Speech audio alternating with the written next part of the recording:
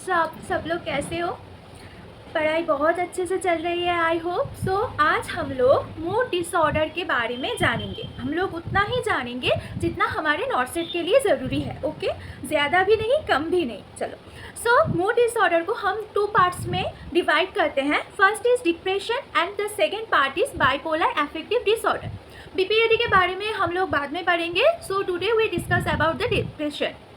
Depression तब किसको कहते हैं depression? I hope you all know about that. Depression के अंडर DSM-5 के अंडर डिप्रेशन को 3 मेजर टाइप्स में हम लोग ने डिवाइड किया है। Okay, so under depression there is divided into major depressive disorder, unipolar depression. Okay, next question is lifetime prevalence of depression is 10.8% or in average 12% is the lifetime prevalence of the depression. You note that most common mental disorder in India is depression. ठीक है, अगर पूछा जाए कि most common mental disorder world wide में mental disorder most common क्या है ना? एंग्जाइटी है। ओके, जनरल एंग्जाइटी डिसऑर्डर पूरा दुनिया में कॉमन है, बट हमारे इंडिया में depression is the most common disorder. Mental disorder is depression, क्योंकि हमारे इंडिया में हर घर में लोगों को डिप्रेशन होता है। ठीक है, पर कोई इंसान किसी को बताता नहीं है। पर ये हम लोगों को अगर अंदर ही बहुत दुख होता है, सैडनेस फील होता है, you have to share with someone. Okay, अगर वो आपका बहुत करीबी दोस्त हो, आपका मम्मी पापा हो, तो शेयर कीजिए। शेयर करने से ही खुद का दिल का जो बुरा सैडनेस है वो कम हो जाता है। ठीक है, नेक्स्ट होच्छे फीमेल के अंदर डिप्रेशन ज़्यादा दिखाई जाता है मेल से ज़्यादा, क्योंकि देखा जाता है कि फीमेल लोग अपने फैमिली के वजह से, वर्क प्रेशर के वजह से, बच्चा हो जाने से बहुत सारा एक फ़ीमेल के लाइफ में बहुत स्टेजों में चेंजेस आता है। हाँ, सो इन चेंजेसों में उसको ऐसा कोई नहीं मिलता, कभी कभी कोई उसको समझे, ऐसा होता है ना। तो इसीलिए फीमेल के अंदर ज़्यादा डिप्रेसिव जो सिम्टम्स है एक फ़ीमेल में ज़्यादा दिखाई जाता है। Next, mean age of onset. Depression किस एज में ऑनसेट होता है? मोस्ट कॉमनली फीमेल के अंदर मिडिल एज में, और इन एवरेजली अगर मैं बोलूँ तो 40 years of age is the mean age development of the depression.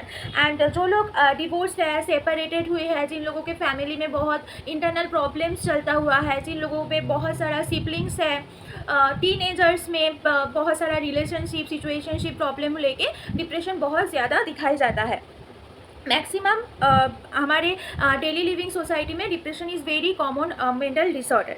Depression के इटियोलॉजिकल फैक्टर बहुत सारा है, biological factors, endocrine disturbance, but depression का जो फैक्टर्स है जिसकी वजह से डिप्रेशन होता है, it's not important for the NORCET में second important question is noted down the Beck's triad. I know you all know about the Beck's cognitive triad. So Beck's triad में क्या बोला गया है? Negative views about self. एक आदमी खुद के बारे में बहुत सारा नेगेटिव सोचता है कि मुझसे ये काम नहीं होगा, मुझसे अच्छा कुछ नहीं हो सकता, मैं एक बार एग्जाम में फेल हो गई हूँ तो मैं बार बार ही फेल हो जाऊँगी, मेरा कोई फ्यूचर नहीं है। सो इसको बोलता है वर्थलेसनेस। वो आदमी खुद को वर्थलेस समझता है, वो समझता है उसका कुछ भी वर्थ नहीं है इस दुनिया में। सेकेंड फीचर है negative feelings about the environment. वो सोचता है कि ये पूरा इन्वायरमेंट ही मेरा साथ नहीं देता, मैं ही अनलकी बच्चा हूँ इसीलिए मेरा एग्ज़ाम नहीं क्रैक हो रहा है, मैं ही अनलकी हूँ इसीलिए मेरा जॉब नहीं लग रहा है, मैं ही अनलकी हूँ, मेरा ऐसा फैमिली में मैं पैदा हुई हूँ, ऐसा सोचता है ये आदमी। तो जब हमारा इन्वायरमेंट के बारे में हमको नेगेटिव फीलिंग आता है तो हम उसको बोलते हैं helplessness.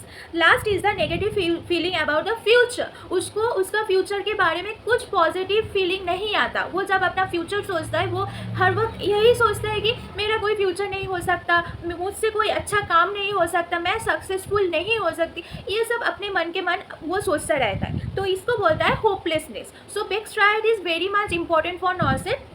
Beck's triad is triad for 3 things. What are the 3 things? Now, worthlessness, hopelessness and helplessness. Okay, this is a question. Next, depression के अंदर important is the symptom of the depression. Depression का symptom बहुत ही important है, note down कीजिए। depression के symptoms में हम first most common symptoms क्या होता है हम लोगों का? sad mood, persistent and pervasive sad mood for a prolonged time period. Okay, next, decrease the interest of any activity, like the patient is suffering for anhedonia. Anhedonia means what? Decrease माने absent of the pleasure. So decrease interest in every activity, this is anhedonia. Next sign and symptoms is guilt और worthlessness, energy decrease हो जाता है, concentration decrease हो जाता है, patient का apatite लो हो जाता है, खाने में कोई इच्छा नहीं होता है ना, हम जब दुखी होते हैं, सैड होते हैं, हमको खाने का, कुछ करने का ऐसा फील होता है कि पूरा दिन सो ही रहूँ, ऐसी फीलिंग होता है। साइकोमोटर रिटार्डेशन होता है, एजिटेशन होता है, स्लीप डिस्टर्बेंस होता है, डिप्रेशन के पेशेंट में इंसोम्निया होता है बहुत। And last most common symptom is suicidal thoughts. Suicidal thoughts is most common in depressive patient. Diagnostic criteria हम लोग कैसे डिसाइड करें? अगर इन सभी सिम्टम्स में 5 और more than 5 symptoms are present in a patient, then we diagnose the patient as a depression. Okay. Next, the treatment. Treatment is the most important thing about the depressive disorder. Treatment में बहुत सारा drugs आता है। कल मैंने जो antipsychotics drugs आप लोगों को बोला था, एंटीसाइकोटिक्स ड्रग्स में तो ड्रग्स ऐसा ही इंपॉर्टेंट है, तो डिप्रेशन में भी ड्रग्स बहुत इंपॉर्टेंट है। डिप्रेशन में हम लोग क्या पढ़ेंगे? First is the anti depressions. Number 1 question for नॉर्सेट, ये PYQ भी आया हुआ है कि हम लोग जब एंटी डिप्रेशन यूज़ करते हैं, एंटी डिप्रेशन को उसका इफेक्ट दिखाने में 3 to 4 वीक्स लगता है। ठीक है, एक एंटी डिप्रेशन वर्क करता है after 3 to 4 weeks of intake of the anti depression. तो MCQ में ऐसे आ सकता है कि एक पेशेंट SSRI ले रहा है लास्ट 1 मंथ से, बट पेशेंट आके आपको कंप्लेन कर रहा है कि डॉक्टर और नर्स कि मैंने जो मेडिसिन लिया मेरा तो कोई भी सिम्टम्स कम नहीं हुआ, आपने मुझे गलत मेडिसिन दे दिया, ऐसे कैसे? सो आप as a health care professional patient को एडुकेट करेंगे कि after 3 to 4 weeks the medication is works, that's why your symptoms is not decreased till now. Okay. Next is the subtypes of SSRI। Subtypes of anti depression के under हम कौन सा drug होता है, कौन सा drug हम लोगों को याद रखना है वो पढ़ेंगे। मेन इंपॉर्टेंटली हम एंटी डिप्रेशन के अंदर 3 टाइप्स ऑफ ड्रग बहुत अच्छे से याद रखेंगे। First is SSRI, second is TCA and third is MAO inhibitors. Okay. First is SSRI. Okay, you will tell me the full form of SSRI. Okay, I will not tell it. Drug of choice for depression. Depression का patient का drug of choice ही है SSRI। SSRI के अंदर हम लोग क्या नाम याद रखेंगे? First is sertraline, fluoxetine and fluvoxamine. तो क्या क्या बोला मैंने? Repeat with me, sertraline, fluoxetine and fluvoxamine. Okay. इसके अंदर जो फ्लुवोक्सामिन है वो drug is used in OCD patients. Okay, so this is the one of those SSRI which used in OCD patient, obsessive compulsive disorder patient, is what I said ना, fluvoxamine. Next is next, side effects of SSRI. Side effects of SSRI is very much important. Within the side effect we read about the GI side effect. Gastrointestinal side effects में हम लोग क्या क्या पढ़ते हैं? Most commonly GI पे जो side effect होता है मोस्ट कॉमनली होता है नोजिया। नोजिया के बाद diarrhoea, anorexia, dry mouth, constipation and weight gain. This are the gastrointestinal side effect of SSRI. Next, the central nervous system के ऊपर क्या साइड इफेक्ट होता है SSRI की वजह से? ना anxiety, insomnia, sedation, vivid dreams, sweating, emotional blunting, seizure and also extrapyramidal symptoms are sometimes seen. Okay. Next, the sexual dysfunction is most important because previously question आया था नॉर्सेट पे कि which type of SSRI is used in premature ejaculation. सो आप लोग याद रखना, SSRI जो drug होता है वो ड्रग हमारे लिबिडो को कम कर देता है। सेक्सुअल जो आर्च होता है उसको SSRI ग्रुप ऑफ ड्रग अगर पेशेंट कंज्यूम करता है तो sexual arch and libido decrease हो जाता है। Okay, so that's Y patient is delayed ejaculation होता है पेशेंट के अंदर। सो जिन पेशेंट में प्रीमैच्योर इजैकुलेशन का प्रॉब्लम होता है ना, हम लोग वो पेशेंट के ड्रग ऑफ चॉइस में SSRI यूज़ करते हैं फॉर डिलेड इजैकुलेशन। ओके, समझ आया। नेक्स्ट इज हिमाटोलॉजिकल प्रॉब्लम्स में functional impairment of the platelet count and aggregation. Next, other sign and symptoms side effects में hyponatremia, allergic rashes and hyperprolactinemia is seen in side effects of SSRI. तो SSRI में हम लोग क्या क्या drug याद रखेंगे? सर्टालिन, फ्लुओक्सामिन और फ्लुओक्सेटिन. ओके, एंड SSRI के साइड इफेक्ट में most common side effect SSRI का क्या होता है? नोजिया होता है, ड्राई माउथ होता है, वेट गेन होता है. And SSRI is most commonly the drug of choice for premature ejaculation and it decreases the libido and delay the ejaculation of the patient, and it also causes the hyponatremia and allergic reaction to the patient. Next, SSRI and pregnancy, if I relate that SSRI is not majorly affects the pregnancy period of time, except paroxetine it avoid in pregnancy because of the cardiovascular problem of the fetus.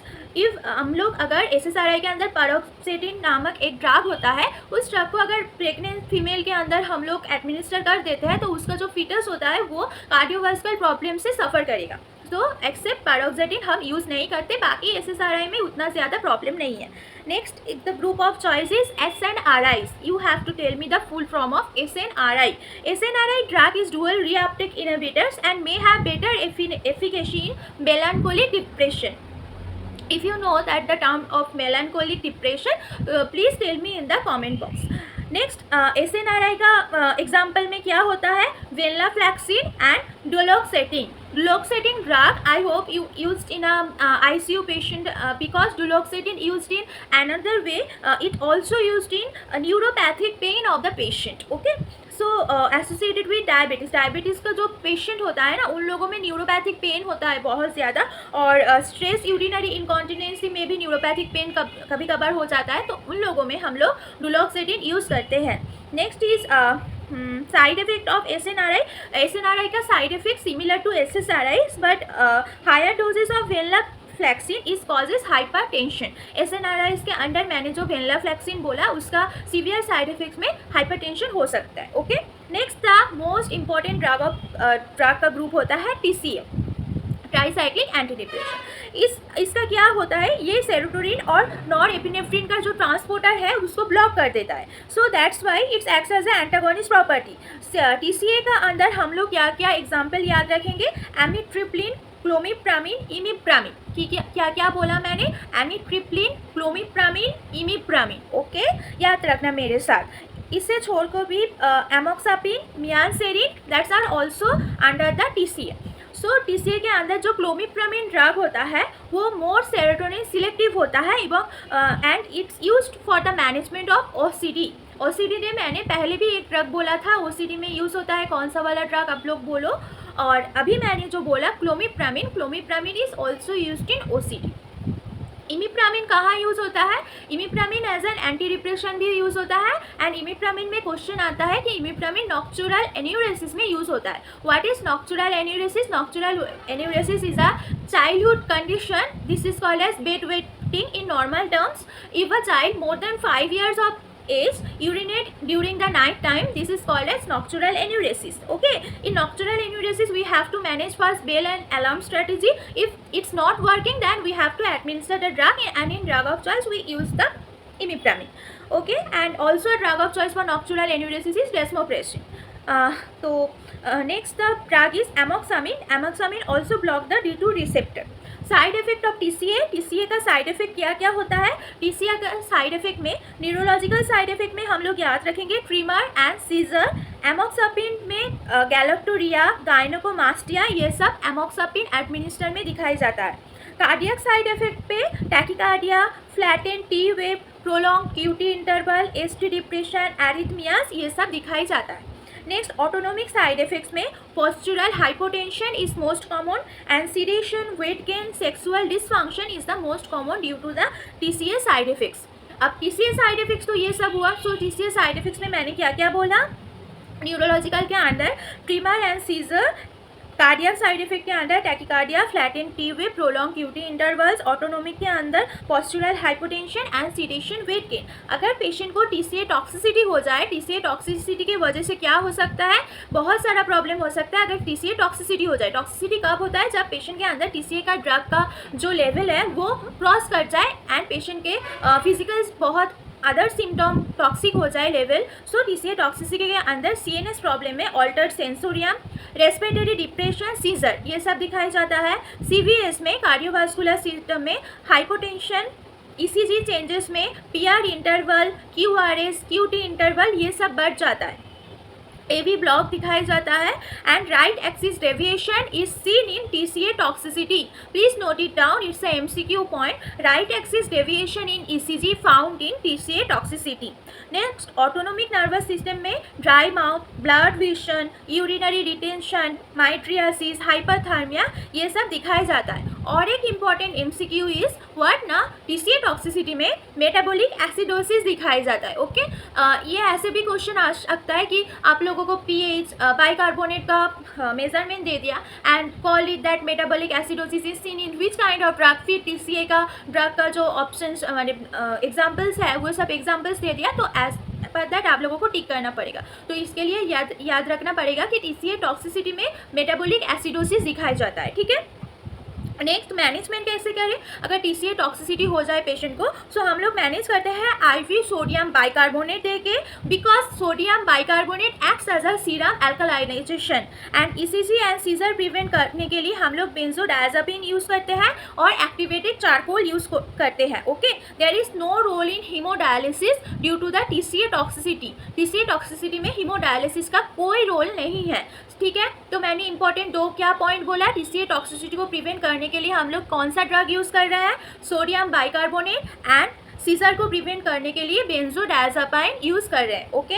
Next, MAO inhibitors. MAO inhibitor से every year एक question confirm आता है and that's the question is hypertensive crisis. You all know about the question. So again I repeat that MAO inhibitors का examples भी याद रखना बहुत important है. I know that the names are not easy, but 3 drugs याद रख लो at least. माओ inhibitors के example है फेनेलेजिन, सेलिगिलिन एंड रोजागिलिन. ये 3 ड्रग्स मुझे ईजी लगता था, तो that's why I remember this. Phenelzine, selegiline and rasagiline are the MAO inhibitors. MAO inhibitors के साथ आप लोग जानते हो कि टायरामिन रिच फूड का एक इंटरकनेक्शन है. सो जब पेशेंट का माओ इनिबिटर्स चलता है तो हम लोग टायरामिन रिच फूड पेशेंट को कभी भी एडमिनिस्टर नहीं करते, टायरामिन रिच फूड नहीं देते. अगर दे दे तो पेशेंट के अंदर क्या दिखाया जाता है, चीज़ रिएक्शन दिखाया जाता है एंड उससे पेशेंट के हाइपरटेंसिव क्राइसिस हो जाता है. टायरामिन रिच फूड लाइक कैसा कैसा फूड में टायरामिन ज़्यादा होता है, cheese, beer, old red wine, fish etcetera. अगर पेशेंट को हाइपरटेंसिव क्राइसिस हो जाए due to MAO inhibitor, so हम लोग ड्रग ऑफ चॉइस में क्या यूज़ करेंगे, हम लोग ड्रग ऑफ चॉइस में फेंटोलामिन यूज़ करेंगे. ओके, सो माओ इनिबिटर्स में 3 चीज़ें याद रखना. One of those MAO inhibitors का examples. Second is MAO inhibitors के साथ टायरामिन रिच फूड देने से हाइपरटेंसिव क्राइसिस होता है. We should not give the patient tyramine rich foods like cheese, red wine, chocolates etcetera. And the third point is after the hypertensive crisis to manage the patient we have to give the patient phentolamine. Okay, you understood. Next, another type of atypical antidepressants are SARI, NDRI, NSRE, that kind of. This is not so much important. नॉर्सेट के लिए बस drugs के अंदर यही सब याद रखो जो मैंने बोला है. बाकी और थोड़ा सा है वो मैं आपके साथ कल डिस्कस करूँगी. I hope it will be helpful for your preparation. Thank you so much for listening me. If you like my video, please subscribe and share my channel. Bye bye.